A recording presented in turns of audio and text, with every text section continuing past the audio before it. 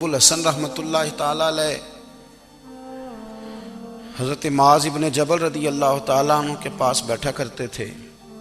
فرماتے ہیں ان سے جو پیار بڑھا تو پھر میرا مصلی سے بھی بڑھ گیا۔ تابعی ہیں، فرماتے ہیں صحابی رسول سے محبت ہوئی تو ذکر سے بھی ہو گئی، پھر درود شریف سے بھی ہو گئی۔ محبت ان سے بڑھی تو پھر اللہ نے مسجد کا پیار بھی بڑھا دیا۔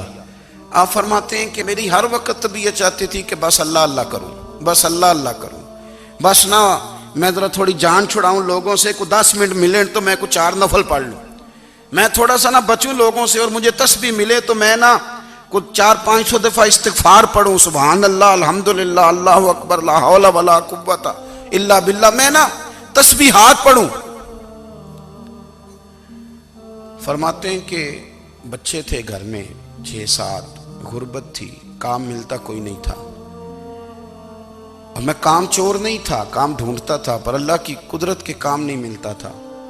فرماتے ہیں کہ میں نے ایک دن اپنی اہلیہ سے کہا کہ آج میں پھر جاتا ہوں کام ڈھونڈنے، تو میری بیوی بڑی فرما بردار تھی، پر اس دن نہ غربت کے ہاتھوں تنگ آ کے کہنے لگی آج نانا کوئی تو چیز لے کے آیا، تو مجھ سے بچوں کی بھوک نہیں دیکھی جاتی، یہ سب روگاں دا روگ محمد جس دا نام غریبی، کنڈ بلا کے لنگ جاندے نہیں دوست یار قریبی، آج نہ کچھ لے کے آیا تو میں بچے لے کے میکے چلی جاؤں گی۔ شیخ فرماتے ہیں کہ میں بڑا پریشان گھر سے نکلا، پر میں نے صبح سے لے کے زور تک کام ڈھونڈا، کام ملا کوئی نہیں، تو میرے دل میں خیال آیا چلو کام نہیں ملتا تو اللہ اللہ تو کرے نا، چلو بندوں کی مزدوری نہیں ملتی تو رب کریم کی عبادت ہی کرتے ہیں۔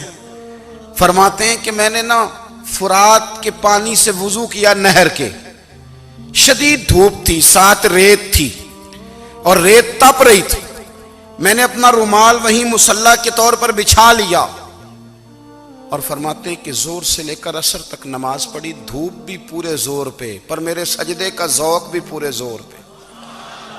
فرماتے ہیں سورج بھی چمک رہا ہے اور رب کی عبادت کا ذوق بھی پورے زور پہ، میں سجدہ کروں تو پھر میرا اٹھانے کو جی نہ چاہے۔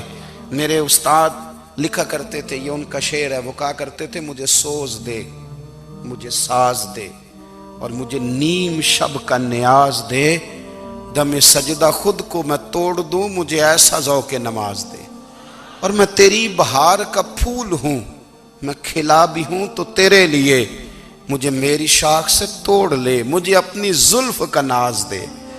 بھائی فرماتے ہیں کہ عصر تک میں نے نفل پڑھے، دل ڈھلنے لگا، عصر کی نماز پڑھی اور میں وہاں سے چلا۔ اب میں جب نکلنے لگا تو دل میں خیال آیا کہ چھوٹی چھوٹی دیواریں ہیں گھر کی، بغیر کچھ لیے جاؤں گا تو بیوی دور سے دیکھے گی تو شور کرے گی کہ پھر خالی ہاتھ آ گیا ہے۔ کہتے میں نے اپنی اسی رومال میں جس پہ میں نے نماز پڑھی تھی نا، رومال میں کی آخی دے پنجابی جو صافہ کہتے ہیں، اسی میں نا میں نے کچھ ریت بھر لی کہ وہ دور سے دیکھے گی تو سمجھے گی کچھ لے کے آیا ہے، چلو جا کے اسے بتا دوں گا کہ آج پھر مزدوری نہیں ملی۔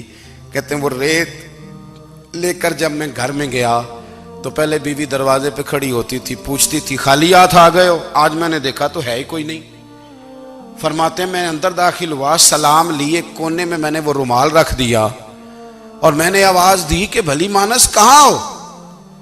تو وہ کہنے لگی آپ منہ ہاتھ دھو لیں، میں روٹی لے کے آئی۔ میں نے کہا روٹی کہاں سے آ گئی؟ یہاں تو کئی دنوں کے فاقے، تو کئی دنوں کی غربت ہے، یہاں تو اس گھر میں تو فقیری ہے۔ فرماتے ہیں کہ وہ روٹی لے کے آئی، اور اس وقت کی جو موجودہ نعمتیں تھیں، سمجھ لیں سلاد، اچار، ہر چیز ساتھ لائی۔ میں نے کہا کہ بچے کہاں گئے؟ کہنے لگی وہ کھانا کھا کے کھیلنے گئے، آپ کھانا کھا لیں آ جاتے ہیں۔ کھانا اس نے چن دیا۔ میں نے حیرت انگیز لہجے میں ساری نعمتیں اپنے دسترخوان پہ دیکھ کر کے بیوی سے پوچھا یہ کہاں سے آیا کھانا؟ بچوں کو تو نے کہاں سے کھانا کھلایا؟ یہ سارا کچھ کیسا ہے؟ تو کہنے لگی پتہ نہیں آج آپ کس کریم کی مزدوری کرنے چلے گئے تھے، پتہ نہیں کس کریم کی، میرے گھر میں تو اتنی نعمتیں آئی ہیں کہ مجھ سے سنبھالی نہیں جا رہی، اتنا اناج ہے، اتنا گندم ہے، کس کریم کے دروازے آج چلے گئے تھے؟ یہ کہتے کہتے وہ اٹھی اور اٹھ کر کے کہنے لگی پہلے بڑا کچھ آیا تھا، اب کیا لے آئے ہو؟ اور جا کر کے نا اس نے وہ ریت والا رومال کھولا کہنے لگے میں تو لے کے آیا تھا ریت، تو میرے رب نے اسے بھی سونے اور ہیرے بنا دیا تھا۔ جب آپ کی توجہ اللہ کی جانب، میرے نبی پاک صلی اللہ تعالی علیہ وسلم نے فرمایا ہر چیز اپنے رب سے مانگ، ہر چیز مانگ، ہر چیز مانگ۔ یا رسول اللہ کیا کچھ؟ میرے محبوب نے فرمایا تیرے گھر میں نمک بھی ختم ہو جائے تو وہ بھی اپنے رب سے مانگا کر، تو مانگنا وہ تجھے دے گا، تو اس کی بارگاہ میں کشکول طلب دراز تو کرنا۔ اور ترمذی شریف میں عجیب لفظ ہے، رسول کائنات نے فرمایا، رب کریم فرماتا ہے جب میرا بندہ ہاتھ اٹھاتا ہے نا تو مجھے حیا آتی ہے کہ میں خالی کیسے لوٹا دوں اس کے۔ اتنے بڑے بادشاہ کی بارگاہ میں، او بھائی لوگوں سے عزتیں تلاش کرتے ہو تو وہ کیا تمہیں عزت دیں گے؟ وہ تو کل اچھا کہتے ہیں پرسوں برا کہنے لگ جاتے ہیں۔ لوگوں کے سامنے گڈ بک میں آنا چاہو گے تو وہ تو سویرے تمہارے بارے میں کچھ کہیں گے، شام کچھ اور کہیں گے۔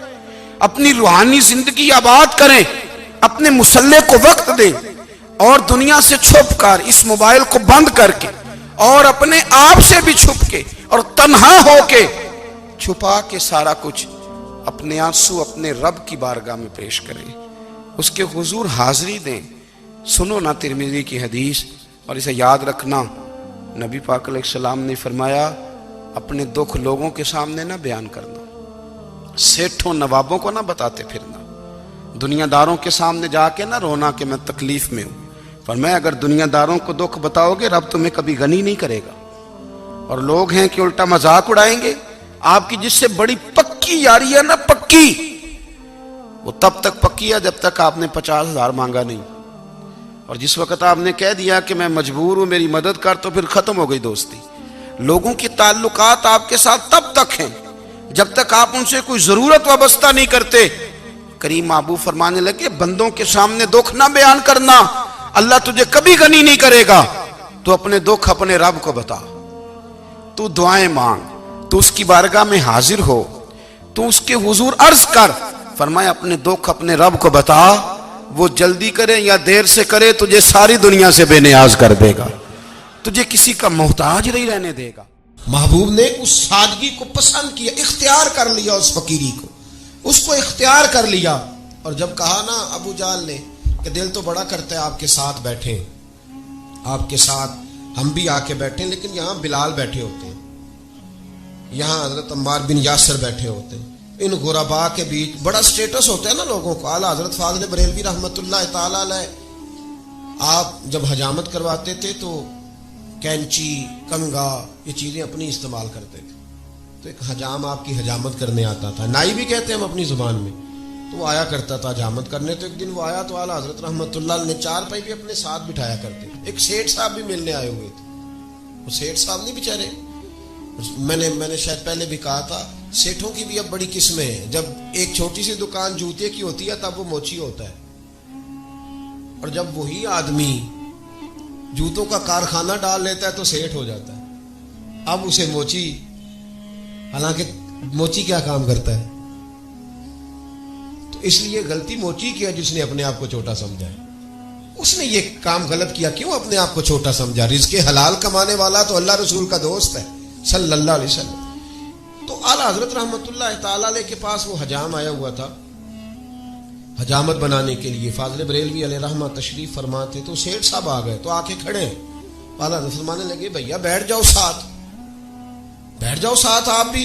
کہنے لگا جی میں اب حجام کے ساتھ بیٹھوں، یہ اور کرسی نہیں مل سکتی؟ تو اعلیٰ حضرت فرمانے لگے نہیں، اس لیے کرسی مانگو گے تو دوسری کوئی نہیں، دروازہ کھلا ہوا ہے، آپ تشریف لے جائیں۔ ہاں تشریف لے جائیں۔ ایک ہی صف میں کھڑے ہو گئے محمود و یاز، نہ کوئی بندہ بچا نہ کوئی بندہ نواز۔ یہ جب تک یہ معیار پیدا نہیں ہوتا اتنی دیر تک معاشرے کے اندر اخوت نہیں پیدا ہو سکتی، اور برابری کے جب تک تقاضے پورے نہیں ہوتے اتنی دیر تک نفرت، بغض، حسد کا خاتمہ نہیں ہو سکتا۔ نبی کریم علیہ السلام سے جب کہا کہ ابو جہل نے کہ یہ لوگ اٹھ جائیں تو ہم آپ کے ساتھ بیٹھ جائیں گے، تو محبوب نے فرمایا تم نے بیٹھنا ہے تو بیٹھو، نہیں بیٹھنا تو نہ بیٹھو۔ فرمایا یہ میرے ساتھ ہی رہیں گے، اور تم یہاں کی بات کرتے ہو، میں تو جب جنت میں جاؤں گا تب بھی میرے آگے پیچھے دائیں بائیں غریب لوگ ہی ہوں گے، میں غریبوں کے جھرمٹ میں جنت میں جاؤں گا، غرباء کے جھرمٹ۔ تو نبی پاک علیہ السلام کا میلاد ایک انقلاب کا نام۔ میں تھوڑی باتیں کرنا چاہ رہا ہوں، ایک دو بات میلاد کے حوالے سے اور عرض کرنا بڑا ضروری سمجھتا ہوں۔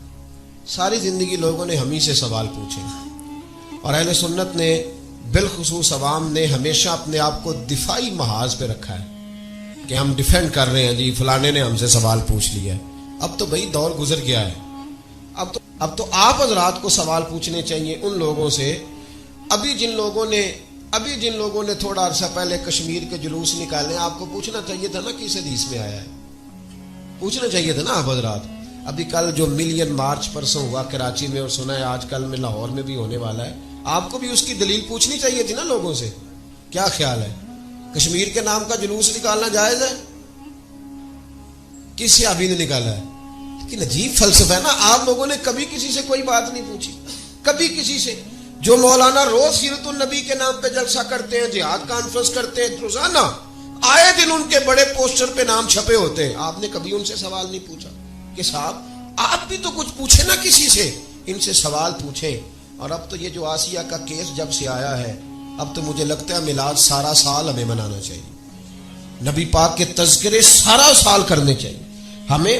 میں حکومت کی کیا بات کروں گا، اور میں کیا بات کروں گا ان لوگوں کی جو اقتدار پہ بیٹھے ہیں، مجھے تو عوام کی بڑی فکر ہوتی ہے۔ میں نے عام آدمیوں کو باتیں کرتے سنا ہے، جی مولوی جذباتی ہو گئے، جی انہیں ایسا نہیں کرنا چاہیے۔ عام آدمی جس کو چاہیے تھا جا کے، میں بڑی دفعہ کہہ چکا ہوں، بڑی دفعہ، کہ جتنا مرضی کو پڑھا لکھا آدمی جہاز میں بیٹھا ہو، پر پائلٹ اسے جہاز چلانے کی اجازت نہیں دیتا، وہ کہتا ہے بھائی تیرا شعبہ نہیں۔ تو جتنے ٹی وی پہ اینکر بیٹھے ہیں ان کو منع کرنا چاہیے کہ دین تمہارا شعبہ، یہاں آپ کسی ایکسپرٹ کو بلائیں، کسی مفتی کو بلائیں، سب کو یہاں بٹھائیں اور ان سے پوچھیں کہ یہ شرعی مسئلہ کیا ہے، اور اس مسئلے کو بھی شریعت کورٹ میں لے کر کے جائیں۔ اور ہمیں دلائل دیے جاتے ہیں کہ ججوں نے قرآن و سنت کے دلائل دیے ہیں، تو پھر جج صاحب کو اپنی تعلیم ہی بتانی پڑے گی کہ کہاں سے درس یاد پڑا ہے، انہوں نے کس جگہ سے انہوں نے فنون کی تعلیم حاصل کی، انہیں بتانا پڑے۔ لیکن عجیب معاملہ ہے، ہر آدمی اٹھ کے مذہب پہ بات کرتا ہے، ہر آدمی۔ میں نے پہلے بھی کہا تھا، میں پھر کہتا ہوں، یہ کیس قانون کا نہیں ہے، یہ عالمی دباؤ کا کیس ہے۔ جب ملالہ کو گولیاں لگی تھی تو ایک بچی کو نہیں لگی تھی، 3 بچیوں کو لگی تھی، پتہ ہے آپ کو؟ ایک بچی کا نام کائنات تھا، ایک کا نام غالباً ایمان تھا، 3 بچیوں کو گولیاں لگی تھی۔ تو ملالہ کو کیوں لے گئے، باقی 2 کو کیوں نہیں لے کے گئے؟ اس لیے کہ ملالہ ان کے کام کی تھی، وہ پہلے بھی مضمون لکھتی تھی، اس نے لکھا ہے کہ مجھے داڑھی سے وحشت ہوتی ہے، اسلام کی تاریخ روشن نہیں تھی۔ اور بھی بہت سارے گستاخان پڑے ہیں جیلوں میں جن کو سزا ہوئی ہے، بہت سارے۔ مسئلہ آسیہ کی نہیں، اس کی کیا اوقات ہے، وہ تو سامنے ایک کردار ہے، اس کے پیچھے عالمی قوتیں ہیں ساری، اس کا سارا خاندان ہالینڈ کے اندر ہے۔ ان کو یہ کل گئی، پرسوں گئی، جب بھی گئی، خدا نہ خواستہ یہ جب بھی گئی، آپ دیکھیں کہ اسے سیمیناروں میں بلایا جائے۔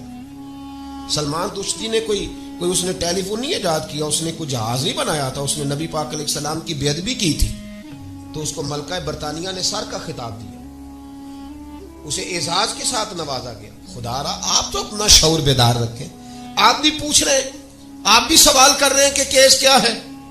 اور ایک بات اور یہاں بڑی ضروری ہے، سمجھ لیں، کہتے ہیں جی معافی مانگ رہی ہے، معاف کر دیں۔ نوجوان بالخصوص کالج یونیورسٹی کے ساتھ وابستہ لوگ، چونکہ مجھے یہ خبریں مل رہی ہیں کہ اب ٹیچروں کو، پروفیسروں کو بلا کے ٹریننگ دی جا رہی ہے کہ آپ کالجوں میں یہ والے لیکچر دیں۔ میں بڑی ذمہ داری سے تھوڑی دیر آپ کی توجہ چاہتا ہوں۔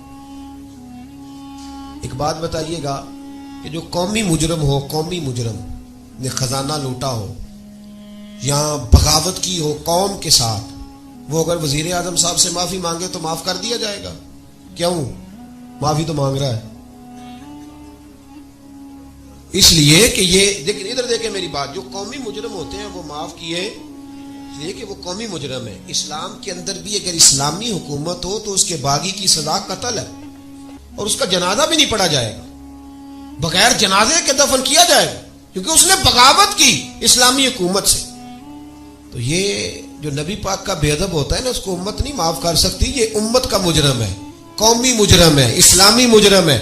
اس کو اگر معاف کریں گے تو خود نبی پاک ہی معاف کریں گے، امت معاف۔ تو کیوں ان مسائل میں لوگ الجھتے ہیں جن، اور پھر بڑی سادی سی بات ہے، میرے بے ادب کو میں معاف کروں گا، میرا چھوٹا بھائی نہیں معاف کرے گا، اس لیے کہ بے ادبی اس نے میری کی۔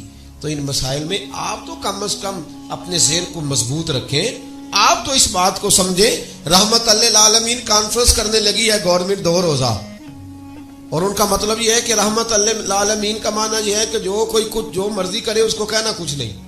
رحمت للعالمین کا یہ معنی نہیں ہے۔ میرے محبوب پاک علیہ السلام نے اکرمہ بن ابو جہل کلمہ پڑھنے آیا تو اسے گلے لگایا ہے، لیکن جس نے حضور کی گستاخی کی اس کے بارے میں فرمایا کہ کعبے کے غلاف میں بھی لپٹا ہوا تو پکڑ کے قتل کر دینا۔ تلوار اٹھانا رحمت کے خلاف، کیوں جڑی بوٹیاں تلف کرنے کی دعائیں آتی ہیں جی؟ جڑی بوٹی نہ کاٹو، یہ تو رحمت کے خلاف ہے، اتنا پیارا پودا اگا ہوا ہے، کیوں اس کو کاٹ رہے ہو؟ تو یہ فلسفہ غلط بیان کیا جا رہا ہے، قوم ٹریک سے اترتی جا رہی ہے، اور لوگ عام بالکل جن کو خبر نہیں وہ اس پر بات کرتے ہیں۔